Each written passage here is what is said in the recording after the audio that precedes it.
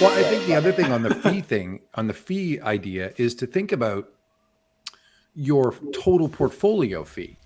Not to say this is 7 basis points and that's 2%, so I can do 0 of 2% if it's this very unique return stream that actually is non-correlated and hedges some of these equity risks that you're highlighting.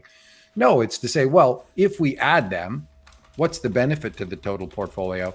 And does it outweigh the fee adjusted overall portfolio cost?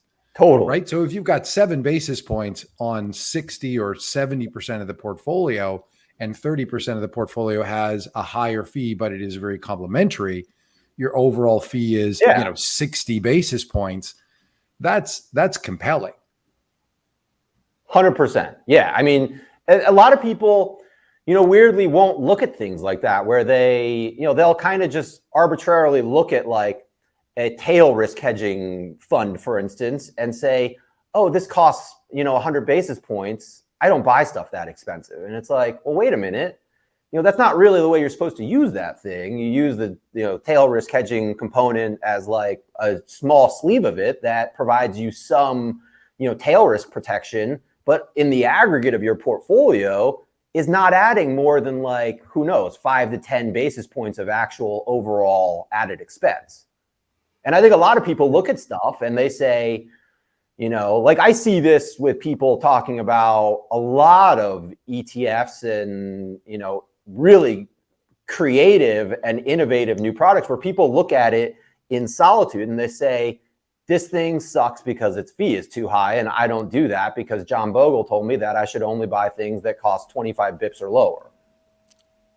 I think the regulators have done poor messaging on the having to defend your 1% or having to defend why you're allocating to higher cost products, and them advisors feeling like they can't or they won't or they don't want the hassle, right? So it's certainly, that's part of it as well, I think. But certainly the zeitgeist, the beta is the only thing, because we've had 10 years of nothing but upside for U.S. equities and U.S. bonds, right?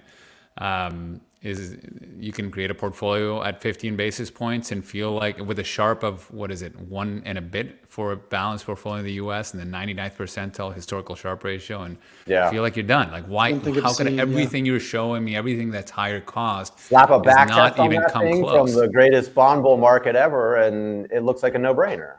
Yeah. So it's a really tough thing. Yeah, and how can they though? And this is like, how can the individual investor understand with the limited financial knowledge that they might have, the difference in the advisor they're talking to? So one advisor says, hey, Bogle, 7 basis points, 60-40, here's the 10-year back test, or here's the 10-year result, and then look over here, here's the diversified portfolio.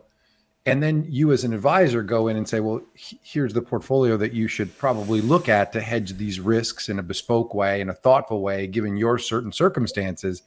And you're competing with an advisor that's saying, no, that's too high fee. And look, it underperforms. And so how is the individual investor supposed to be able to work their way through that? I mean, it's a really tough thing for the individual investor to suss these things out. Yeah. How do you deal with that, or how do you find dealing with that? I mean, it's hard in large part because, I do try to adhere to the idea that simple is better, just because, you can get brain damage making these things so complex. Like I see a lot of portfolios where, people own 20, 30 ETFs or something. And I'm like, holy cow, like what? How did you get into this mess? Because you can definitely, you can, you guys know you can way overdo this stuff. Sure. Well, and any kind of rebalancing premium you might get is harder and harder the more pieces of the puzzle you include. And if you're in a retail environment, it's harder and harder to rebalance them in an appropriate way. Cost of trading and all. Yeah. Yeah, but it's one of the things that, it's actually one of the things that's exciting, though, about the ETF space in particular, is that the costs have come down so much with all of this stuff that there's now really this weird sort of gray area between what we used to talk about as active and passive, where now a lot of the stuff that's active is so low fee and accessible that it's really compelling to own inside of a broader portfolio. So I don't know. I mean, I'm pretty excited about everything that I see going on in, I'm a big fan of low fee stuff and all that. I'm not a boglehead by any means, but like I think that it's probably more right than wrong to follow a methodology similar to that. But I'm super excited about a lot of the stuff that's going on in our industry, because not only is it all becoming so much more democratized, but some of the stuff that's coming out that, from these ETF firms is really, really useful stuff that is not that expensive. And so it is very, Boglehead-like without the sort of legacy costs that we're used to from like, seeing like a Merrill Lynch, mutual fund or something like that, or a Fidelity fund or whatever.